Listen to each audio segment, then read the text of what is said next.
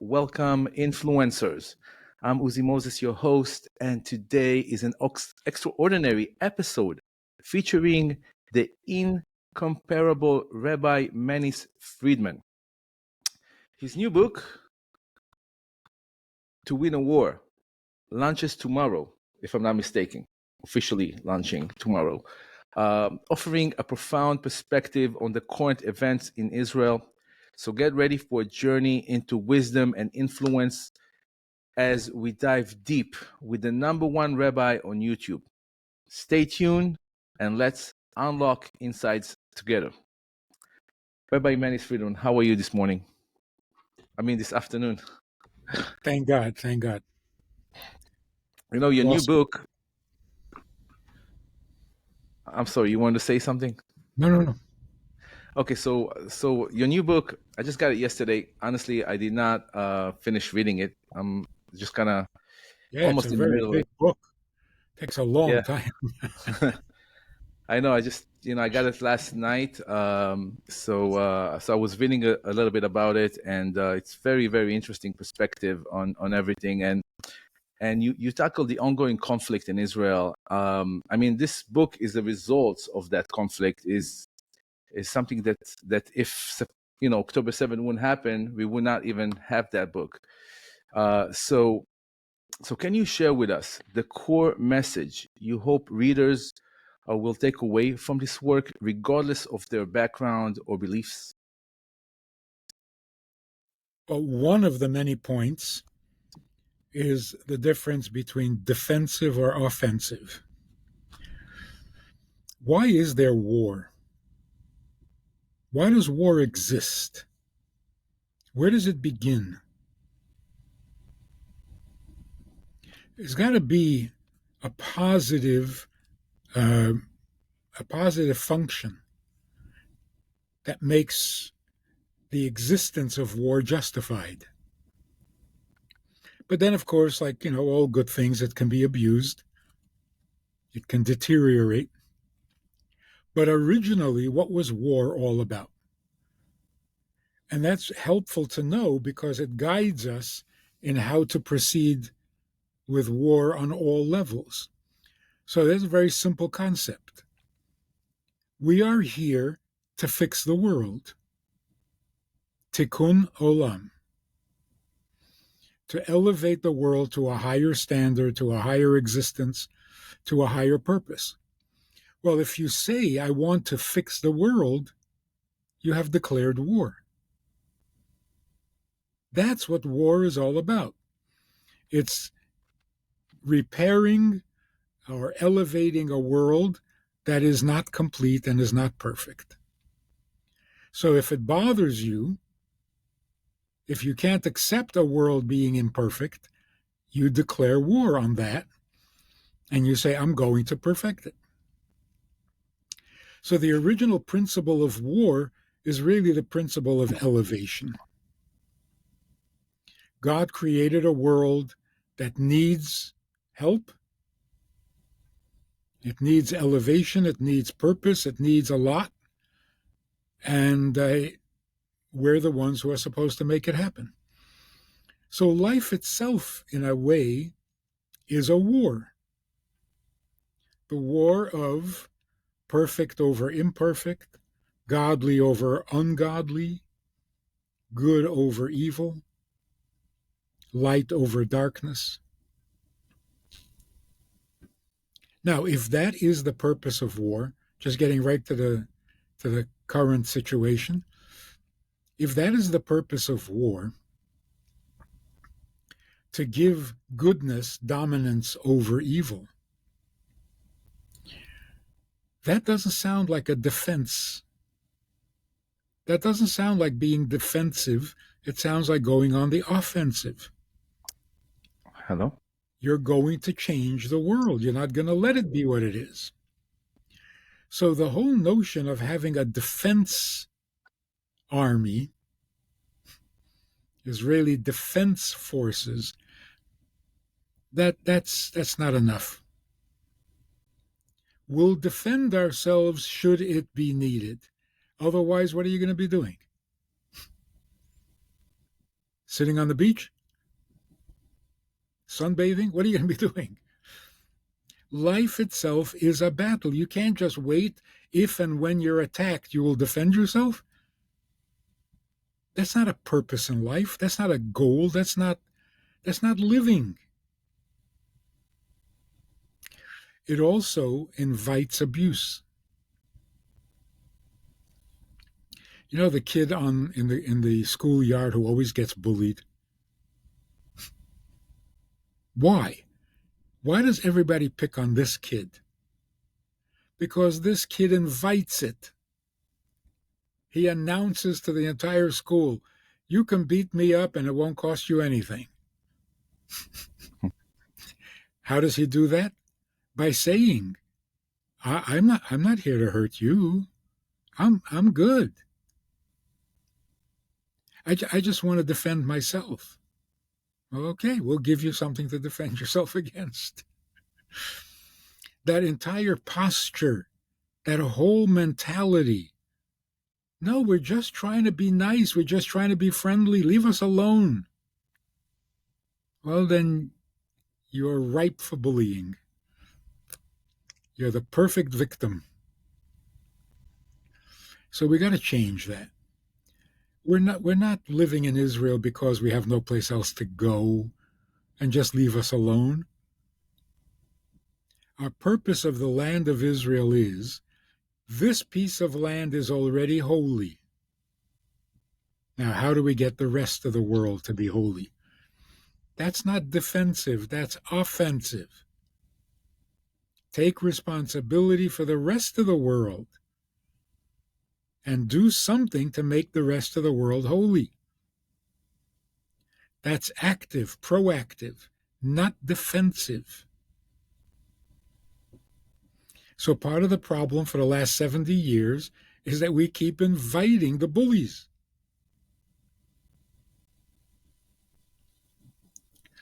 We've got to tell them, we are here to teach you something.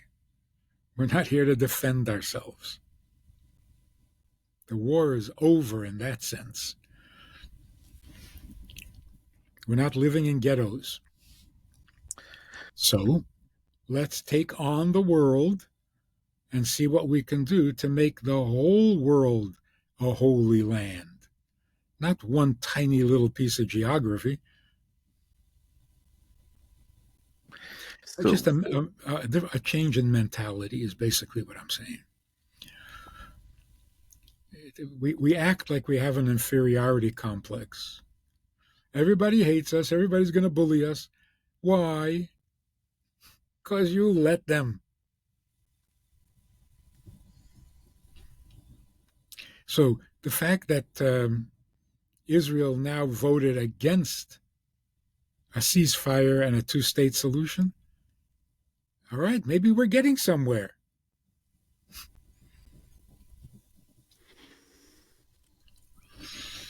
I see. So in today's world, how can individuals, cultivate a sense of unity and understanding amidst this conflict? Drawing from the Jewish wisdom, from the Jewish tradition. What is really happening here? Is this is the end of time? Is Mashiach coming? I mean, what can what can people do as individuals? Well, let's look at the damage and then figure out how to repair it. The damage is we have suffered 2,000 years of discrimination, abuse, horrors, and it has damaged our self-image. We don't have the confidence in our own beliefs, in our own values, in our own traditions. It's almost like we apologize for our existence. 2,000 years of persecution can do that to you. Not surprising. In fact, it's surprising that we're not more depressed. Mm. So how do you cure 2,000 years of persecution and loss of confidence? We got to find the reasons for self-respect. We got to see what is great about what we're offering the world. And the more we appreciate that and the more we understand that, the more confidence we have to speak to the world. So the call of the hour is get your confidence back. Let me give a quick example.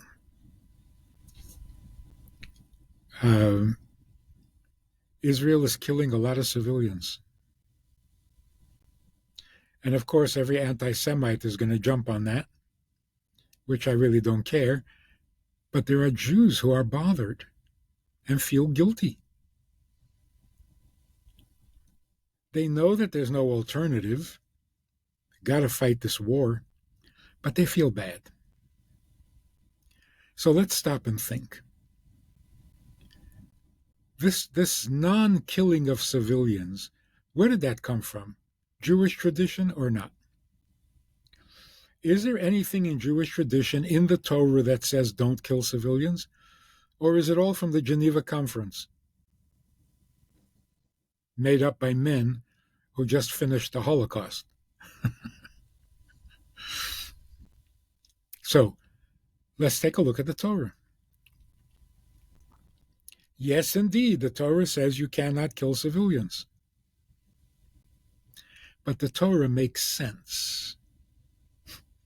The Geneva Conference does not.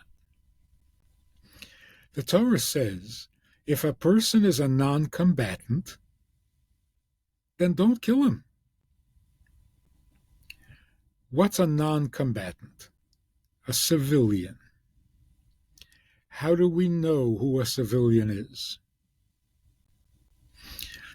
Here's the foolishness of the Geneva Conference, if you take it literally. An Israeli soldier walks into a building. There are people there. He has to quickly decide who are the terrorists and who are the civilians. That is so suicidal. That is so nonsensical and so immoral. We're in the middle of a battle, and I have to figure out who the civilian is? It's horrible. It's horrible. If he hands you the gun and says, I surrender, then he's a civilian. If he doesn't surrender, he's not a civilian. And you do not risk your life wondering whether he's a civilian. So here's the simple, logical, moral, sensible idea. A civilian should identify himself to you so that you do not kill him. But I don't have to identify the civilian. How could I? So you're not supposed to kill a civilian because it's totally unnecessary. Why is it unnecessary? He handed you the gun. He surrendered. Then don't kill him. They obviously don't do that. We don't do that. I mean, the Palestinians, they don't do that. They just That's keep right. standing there. That's right. Then another thing. When one Arab state is at war with another Arab state, does anyone ever talk about civilians? Any country in the world that goes to war with another country, does anyone really care about civilians? Both sides don't care. Only with Israel. So people say, anti-Semitism. Only with us they make a fuss. No, it's not anti-Semitism. We told the world that we will not kill civilians. What did that accomplish? all civilians are now used as human shields. The more we repeat this nonsense, we will protect your civilians, the more they're going to use civilians as human shields. And then we complain. What are we supposed to do? They're using human shields. Well, you told them to. You gave them that advice. Makes so much sense. Same thing with hostages. Does one Arab nation take hostages from another Arab nation? Me personally, never heard of it. No, because it's not going to do them any good. We keep saying we will do anything to get our hostages back. We will swap 1,000 for one. That sounds like a great idea. So every Jew is now vulnerable as a hostage. So you give them the idea and then you complain that they use it. You tell them that you would never shoot a child. Oh, guess where they're going to put the rockets? And then you complain. It's just a So different the kind of. sensible Jewish way of thinking is when a civilian identifies himself, then you don't kill him. And that applies to babies also. Obviously, the baby can't identify himself. The adults that are responsible for this child must identify the child as a civilian, not as a shield, because a shield is a tool of war. So if the baby is being used as a shield, the baby is now a weapon. The parents or whoever it is has to say, oh no, this baby is innocent. We're not using the baby as a shield, so don't kill him. And then you don't kill him. It's all so decent and so moral. It is immoral for a government to say, we will risk the lives of our soldiers to make sure that we don't kill your civilians. Government has no such right. You can't sacrifice the life of your soldiers. Of course, no country will ever do that. It's immoral. We think we're being very moral. And the enemy laughs at us. And that's why we keep losing the PR war. We're always wrong. We're always, oh, here we killed a baby, here we killed a hospital, here we killed a civilian. We're always wrong. But we gave them that idea. We played right into their hands. If we stopped reminding them that civilians are safe, they will stop using civilians as shields because it won't do them any good. So you have saved their civilians more than by saying, I won't shoot them.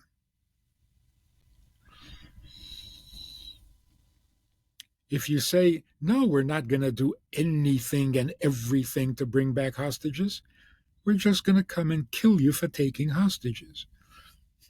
Then it doesn't pay to take hostages, and they'll stop.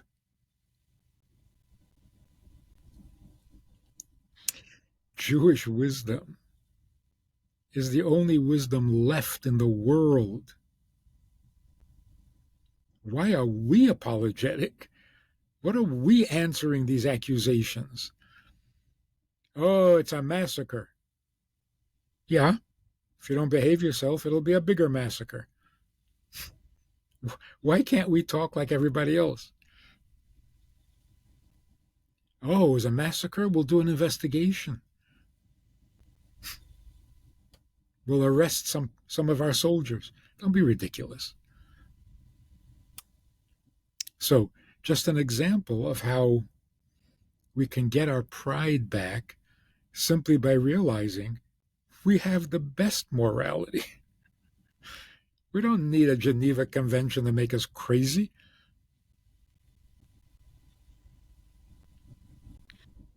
The same is true with proportionality. Oh, we've killed more than 20,000. Oh, that sounds like a lot. How do you measure a lot? Well, they only killed 2,000 and you've killed 20,000. It's not proportionate. It is the most ridiculous argument. First of all, the only way to win is by doing more than the enemy. If you do exactly what the enemy does, the war will never end. There'll be no winner, there'll be no loser. You kill one, I kill one. You kill two, I kill two. What is this? It is such a childish, immature attitude. You kidnap one, I kidnap one. You rape one, I rape one. It is so embarrassing. In Jewish thinking, proportionality means you kill the amount of people necessary to produce peace, and then you can't kill another one. Once you've reached peace, you may not kill any more. That's proportionate.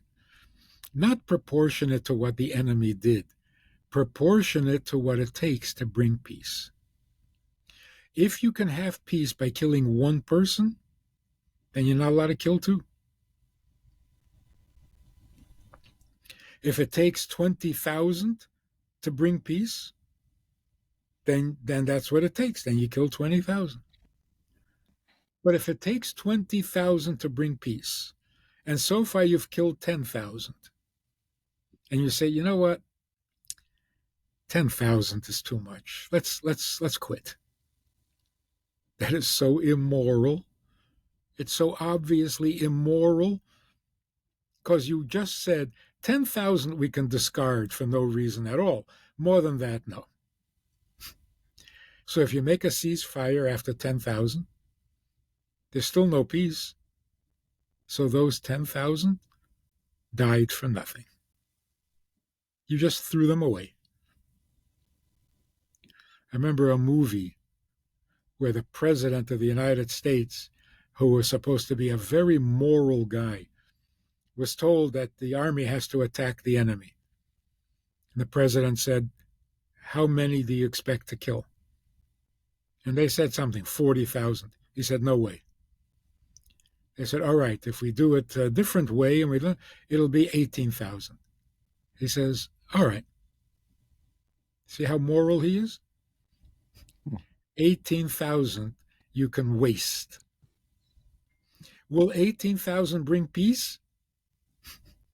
He didn't even ask that. It's just a numbers game. 40,000 sounds like a lot. 18,000, not so bad. It is so ridiculous. If it takes killing 1,000,000 in order to have peace, then you kill 1,000,000. And if you stop less than 1,000,000, then you have wasted your soldiers, the enemy soldiers. That is so immoral. So we have to go all the way. We gotta finish the war as long as there is people fighting, as long as there is people there not interested in peace. We can't really stop, no matter how long that's going to take. Okay. Now here's the scary thought. No matter how many you kill, it will not bring peace. They don't mind dying. Killing will not bring peace. Why? In every other country, if you kill enough people, you have peace. Not here. So here's the secret. The Muslim world consider themselves the descendants of Ishmael. Now, Ishmael was the older son of Abraham. God gave the land of Israel to Abraham as an inheritance, which means literally, God said to Abraham, I'm giving this land to your descendants. It's not yours, it's theirs. The descendants of Yishmael come along and say, well, then it's ours. We inherit the land. We inherit the land means we don't have to fight for it. We don't need to use force. It's our land. The minute I was born, it became my land because I inherit. Now, you beat me up, you kill every one of us, it's still our land. So we now have an ideological problem. To bring peace means your enemy agrees that the land is yours. Killing is not going to convince them. So maybe they deserve to die anyway, just for their atrocities, but will that bring peace? I guess not. Not with their ideology. On the other hand, we are the descendants of Yitzchak. We never use that argument. We've never told the world, we don't need the United Nations or the League of Nations to give us this land. It's ours. We inherit it. We never use that argument. It's a pity, because true. that would bring peace.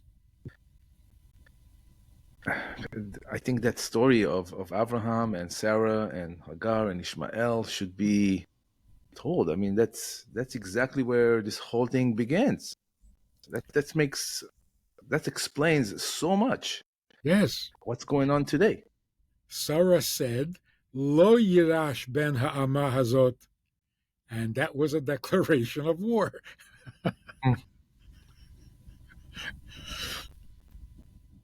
That's it. There's your history. Now, the fact is, the Muslims of today are not descendants of Yishmael. They're not one. The intermarriage, the assimilation, there isn't one person alive today who can trace his ancestry back to Yishmael. Some can trace their ancestry back to Muhammad, but not to Yishmael. Jews, on the other hand, we are the biological descendants of Yitzchak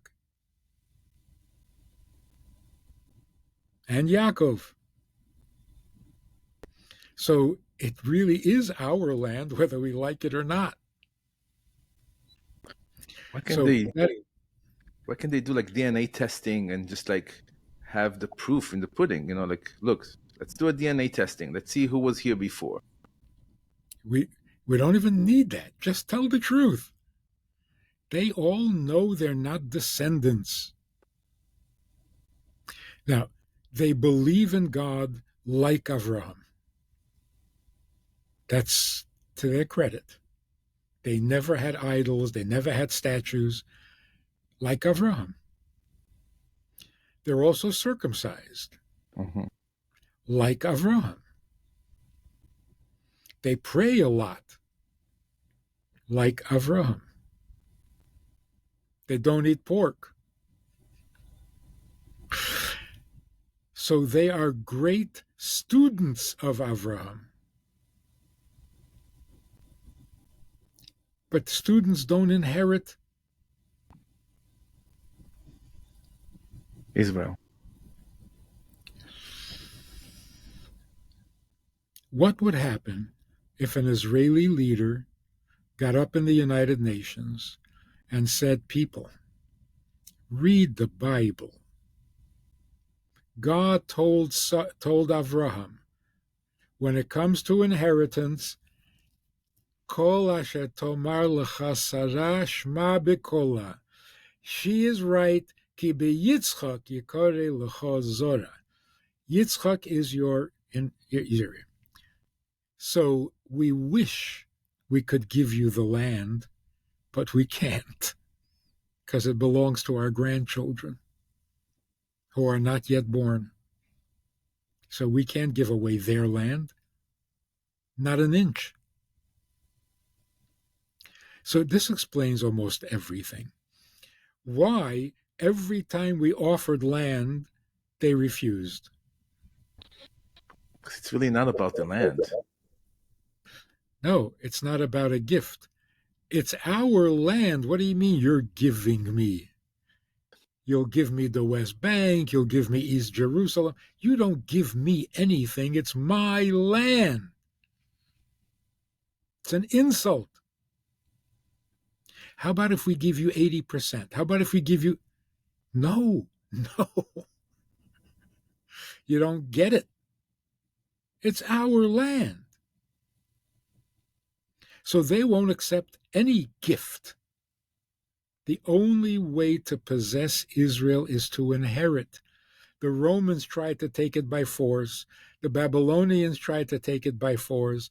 The Ottomans, the Turks. You cannot have Israel by force. It's Yerusha. So either you are the Yoresh or it'll never be yours. So they're insulted when we say two-state solution. It's not your land to divide up and give me half. It's my land. So it makes sense that they refuse. It also tells us we can't give it away. It's not a gift, it's a Yerusha. This explains why every Jewish child is a threat to them.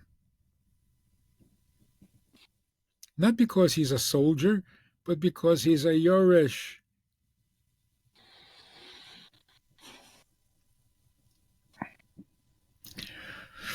We have to make it clear to the world. It's our land because it is an inheritance. God said to the people after they came out of Mitzrayim, Alei Rosh, go and inherit the land, not fight for it.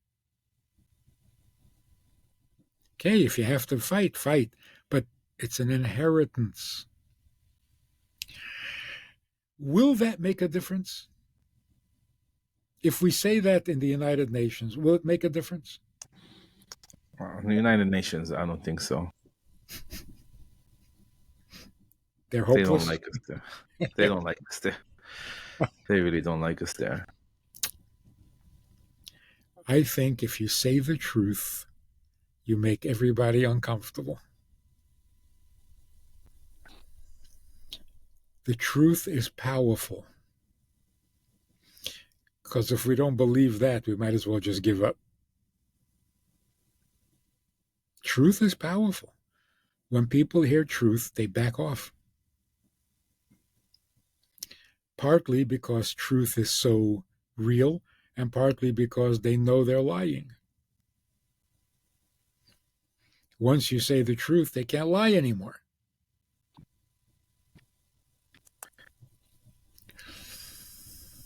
Yeah. So what is the future? The future is we're going to tell the truth. The world is going to realize what the truth is. If the Torah says, a Christian cannot ignore it. And if the Torah says, a Muslim can't ignore it. All we have to do is remind the world what the Torah says. Once we do that, the Muslims, more than anybody else, are going to become our best friends. Because they're really religious. They don't mess with God. They will take down the mosque on the Har Habayit to, to make room for the third Bet HaMikdash. They will take it down. Amen to that. They keep claiming that the Jews that right now in Israel are not the real Jews. Why do they do that?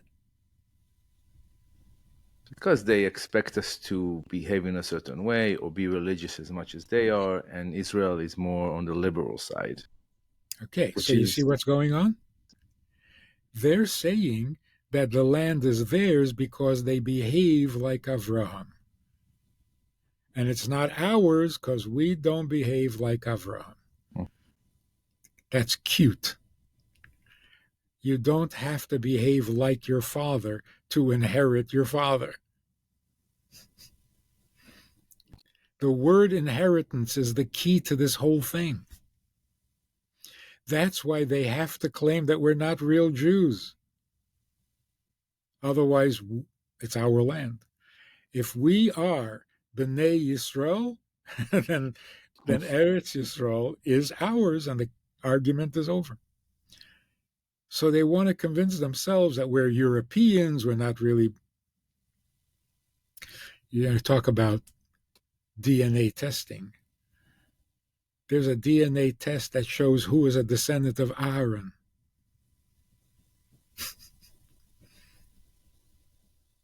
So, yeah, we can pass that test. We don't need a test. We just need to tell the truth.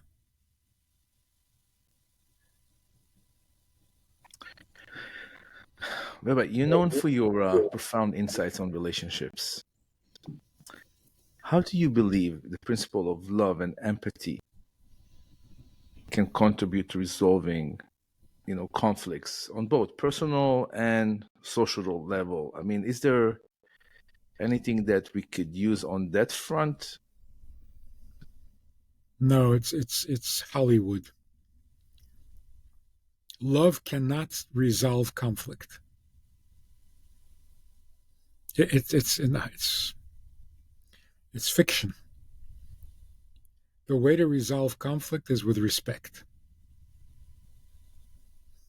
If you respect me, then you will behave yourself. If you don't respect me, you're not going to behave yourself. So when people say, can't we just love each other? Yeah, first put down the gun.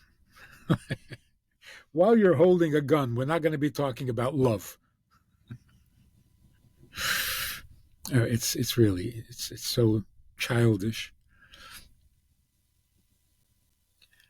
Haba lahargecha, hashkem lahargo. That's how you resolve conflict. Once the conflict is resolved, then maybe if you're nice, I'll love you. Maybe not. I don't know.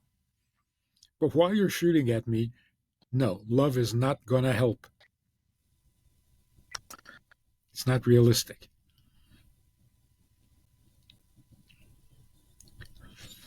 Peace is the same thing. You can't make peace when somebody is trying to kill you. First, you have to destroy him, discourage him, so that he will not think of war for another 40 years. Then you can talk peace. Somebody says, yeah, you make peace only with your enemy. Don't be foolish. You make peace with your defeated enemy, not with your active enemy. So peace talks, the peace process, what a lie, what a ridiculous, childish lie. There is no peace process because no one has lost yet. There have been 5 wars in Israel? No, just one endless war.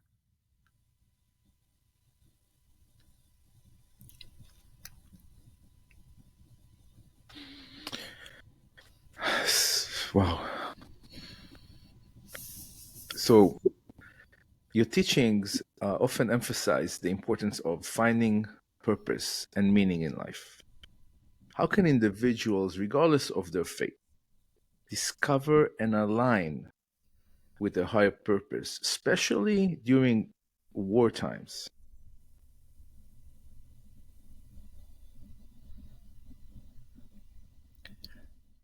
The word purpose means, what was God's reason for creating me? God's reason for creating me is my purpose. I can't just make up a purpose. I can't just wake up one morning and say, you know what? I think my purpose is to become a fireman. It's not your purpose. That's your choice, your option. Purpose means before I was born, there was a reason for me to be born. That's my purpose. So if you want to know what your purpose is, you have to find out, in what way can you serve God's purpose? What does He need you for? That's it. That's your purpose. Religion has ruined everything, because religion tells us that God doesn't need anything, but if you pray to Him, maybe He'll help you with your needs. That is such a strange arrangement.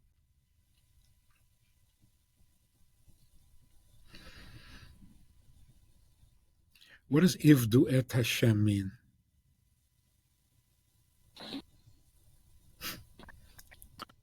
If He doesn't need anything, how can you serve Him? What does it mean you hire a servant and then tell him I don't need anything? What'd you hire me for? It's frustrating. Imagine you're a butler in somebody's house. You say, would you like a coffee? No. Tea? No. Food? No. What am I doing here? Ivdu et Hashem means do for Him what He needs from you.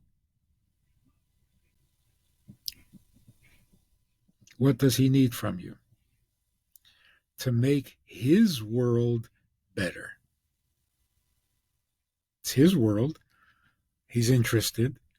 He made an investment. He created it. If you can improve it, He would appreciate it very much. So I like this example. There's this Japanese gardener who was a real artist. He can turn a jungle into a beautiful garden, right? And he sees this neglected piece of land, and he can't stand it. So he goes and he gets rid of the weeds, and he plants beautiful bushes and flowers. He turns it into a Gan Eden. All of a sudden, somebody walks up to him and gives him a check. He says, what is this? He says, that garden that you just created, that's my land. So I have to pay you. We talk about tikkun olam. We all want to make life better. We all want to make the world better. And we do. Whose world are we making better? So everything you do that makes the world better, God will reward you, because it's His world that you're fixing. So who cares more about that land than its owner? That is our purpose. Now, each person has a specific contribution that they can make that is unique. How does a simple laborer make the world better? He has no influence on the world. So let's say he works in a factory. He produces bicycles. Do bicycles make life easier for people? More enjoyable?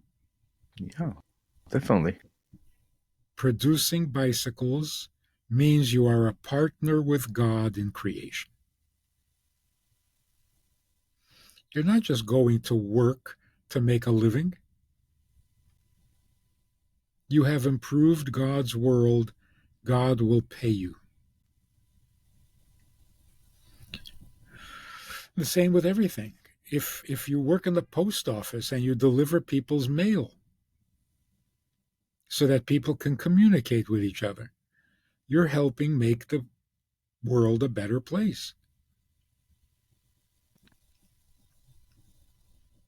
So tikkun olam, we're doing it all the time, unless you're homeless and you have no job and you haven't. The average human being, 8 billion human beings, contribute to the welfare of this world. That is serving God.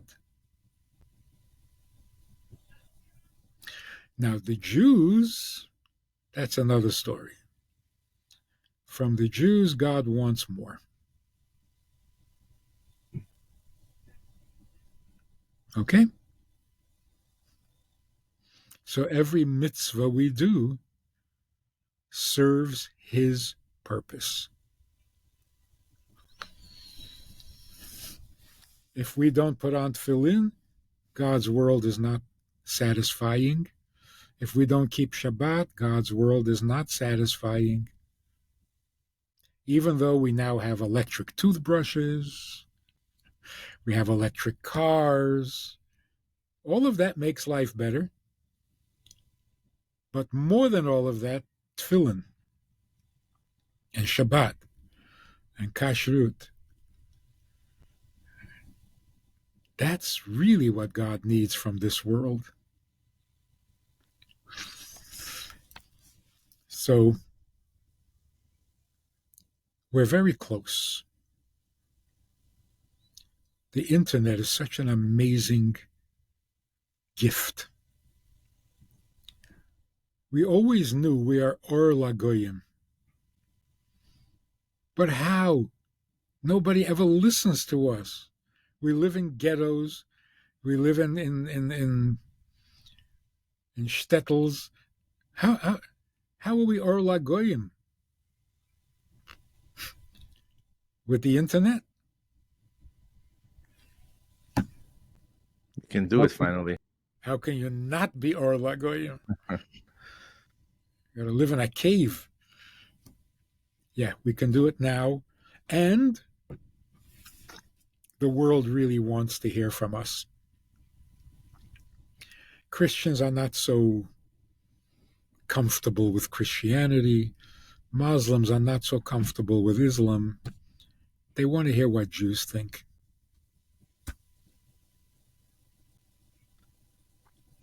How do you think individuals can maintain authentic connections and meaningful dialogue, especially when discussing sensitive topics like the Israeli-Palestinian conflict?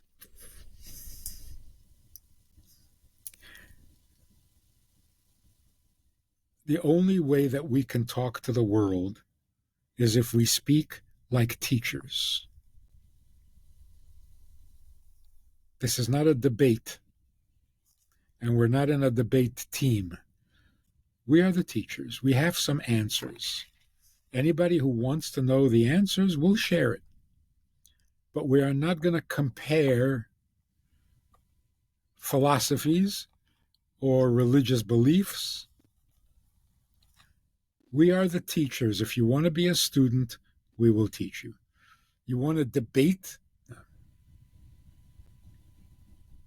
There's no debate. So the Jewish attitude today has to be, the capital of Israel is Jerusalem. If you don't know that, then I'm too embarrassed to even talk to you. Sorry. Does the sun come up in the east and set in the west? You want to debate it? No.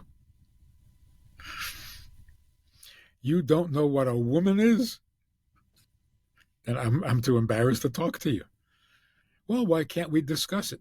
There's nothing to discuss. Go back to kindergarten. We are the chosen people. You don't know that? Then why do you even think you should be involved in a conversation? If you don't know that the Jews are the chosen people, if you don't know that God gave the land to the Jewish people, if you don't know that we came out of Egypt with 10 plagues and the sea split, you don't know that God gave us the 10 commandments, what do you know? And you want to debate it? If you want to learn, we will teach you. You want to know what God said at Mount Sinai? Sit down quietly and I'll tell you. You want to tell me what God said at Mount Sinai? No, thanks. You weren't there. Why do we lower ourselves into these debates? What gives you the right to the land of Israel? If you don't know that, then go back to sleep. No more. Can't legitimize their position by even engaging in such a conversation. How do you know there's a God? Go to sleep. Hey, you think you're a philosopher because you can ask a question? I'm not discussing it with you. I'm tired of this already. There was a beautiful incident on a campus in the early weeks after the war. Um, on this campus, there was a very nasty pro-Palestinian rally, and everybody was shocked and they didn't know what to say. Finally, one Jewish professor got up and he started fighting and arguing with them. The police arrested him to protect him from getting hurt. This guy was famous on the campus. He was famous for being the atheist. He was the campus atheist. And he was very proud of it. So the next day he came to class. And one of the students gave him a bundle of flowers, a bouquet of flowers. He said, "What is this?" She said, "I was so proud of what you did yesterday." He says, "You're Jewish?" She says, "No." He says, "So what do you mean you're proud?" She said, "It just felt so good to see the chosen people acting chosen." So he said, "You know I don't believe that. I don't believe in chosen people." And this non-Jewish student said, "Whether you believe it or not, we know it's true."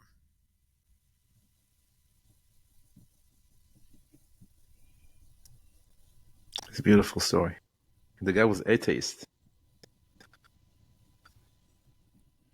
So this student is saying to the professor, by being an atheist, you think you're fooling us? You're not fooling us. You can be an atheist, you can be a communist. You're the chosen people. We all know that. So it's time we stand up and say, yes, we are the chosen people, so let us teach you something. Let us be the Or LaGoyim, and everyone will benefit.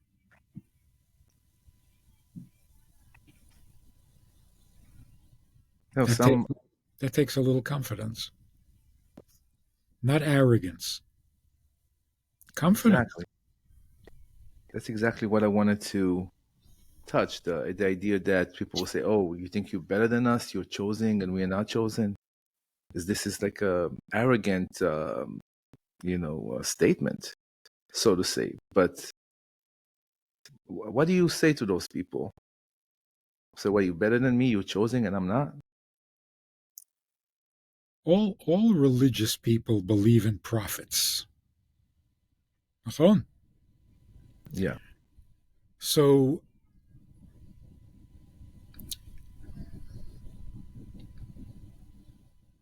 Elisha comes to the people and says, Ko Amar Hashem, let me tell you what God said. Nobody said to him, who do you think you are? If you're the prophet, you're the prophet. Nobody had a problem with that. When we come to the world and say, God chose us, who do you think? You're not listening. God chose me. What am I supposed to do? I didn't choose. God chose me. He appointed me his prophet. What am I supposed to do? Chosen means I had no choice.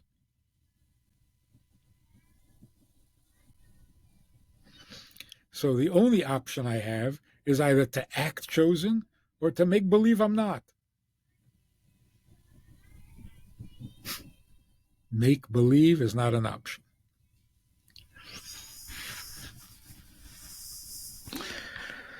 So, Rabbi, lastly, how do we win this war? What can each person listening to this podcast can do on a practical level to help win this war, not only for Israel, because we are fighting for the world. It's good against evil. People that knows a little bit of the details can understand that. Okay, so part of the good against evil is truth against lie. If you don't fix that, you're just going to end up in war again.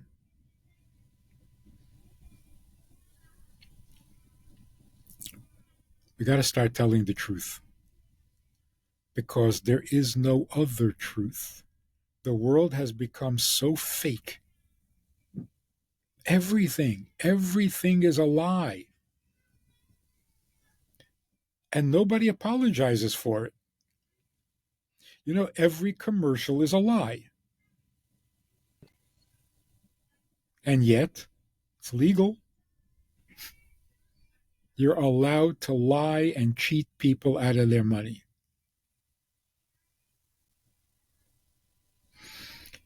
It's so bad that we don't even have any respect left for the truth.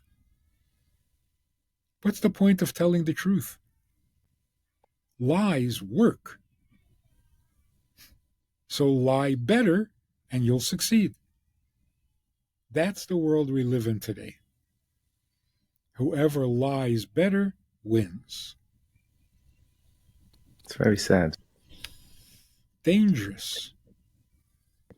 And that's all Hollywood. Hollywood is such a corrupting influence. Everything's make believe. It doesn't have to be true. Doesn't have to be true? You mean false is also good? Even religion. So full of lies.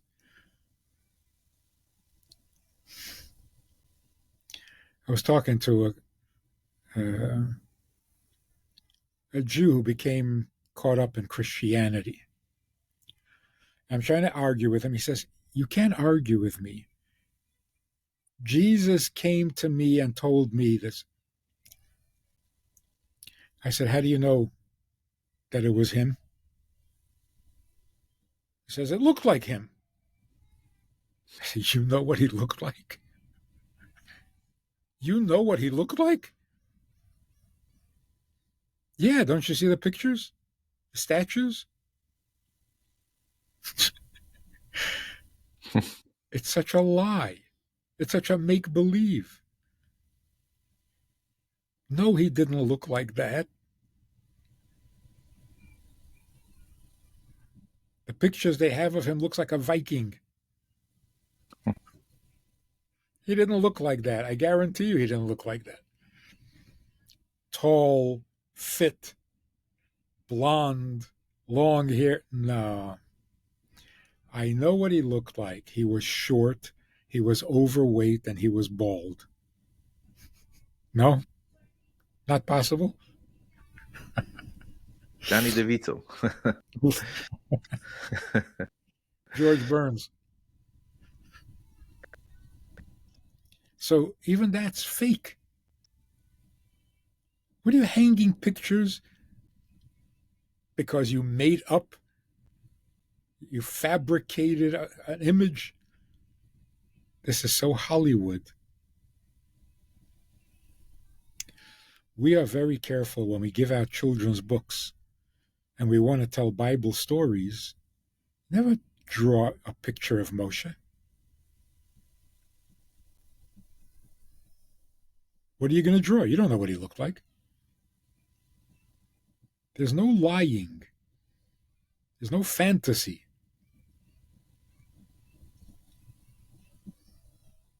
Even the picture of Rambam, there was a big debate. Is the picture that we have authentic? Is it really him? We don't know for sure.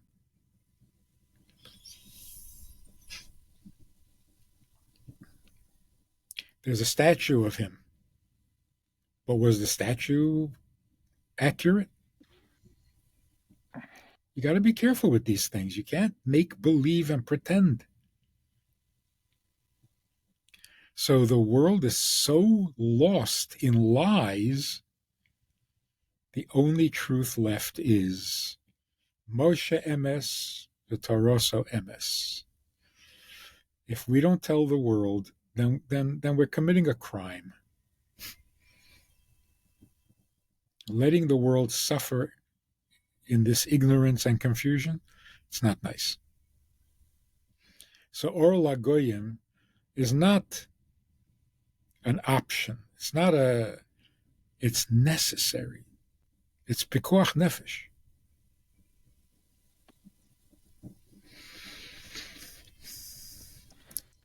What we would say to the Jewish people, stop being such a victim. Stop it already.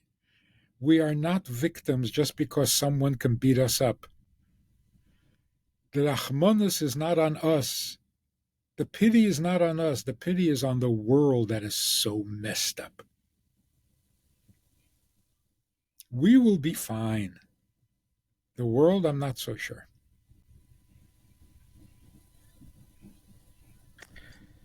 I can't help myself from asking you the question that has to do with the coming of the Messiah, which is what kind of makes us Jewish. Is part of our core belief. And you, as an emissary of the Lubavitcher Rebbe, know how important it is to believe in that. Is this is everything that's happening now in Israel has anything to do with that? Should we get ready and prepare the world? We are. We are getting ready, and the world is getting prepared. Because you ask anybody in the street, how do you think things are today? Pretty good? And they say, oh no, it's got to get better than this. That's Mashiach. That's Mashiach. If you believe the world is not what it's meant to be and it has to get better, that's Mashiach. If you say, nah, it'll never get better. There'll always be war, there'll always be crime, there'll always be lies. Okay, now you don't believe in Mashiach. The belief in Mashiach literally means the world is moving towards perfection and it will get there. You want to know who is going to be the architect? A descendant of David HaMelech.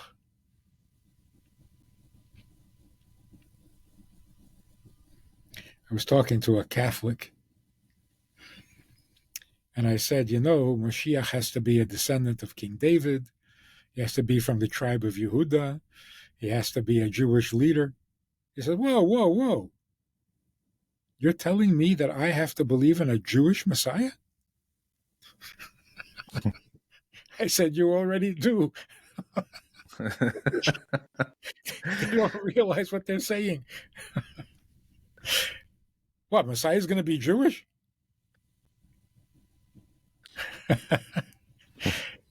Yeah, you got that right. For over 2,000 years, they believe in it. And you picked the wrong Jew. But yes, it's going to be a Jew.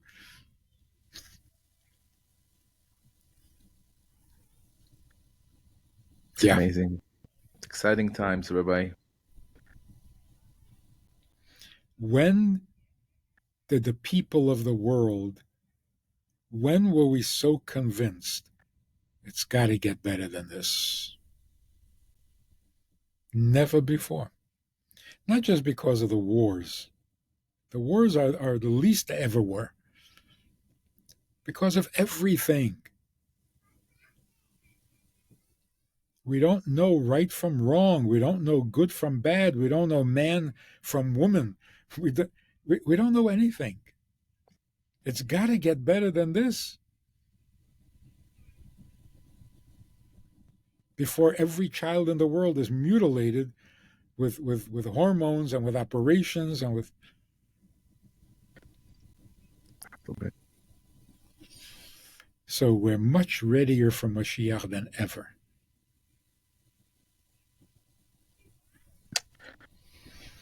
Rabbi, thank you so much for taking the time to come for the second time to the Influencer Mindset podcast.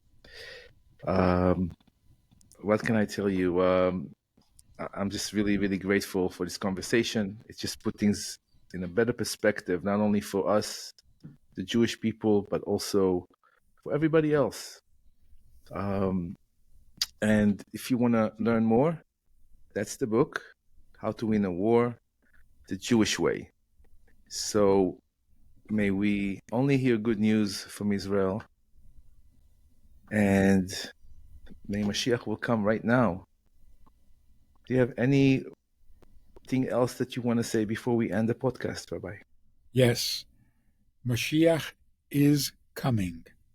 So you better hurry, because once he comes, you won't have the opportunity to contribute towards making the world better. So hurry up. We don't want Mashiach to come without our help. That would be embarrassing.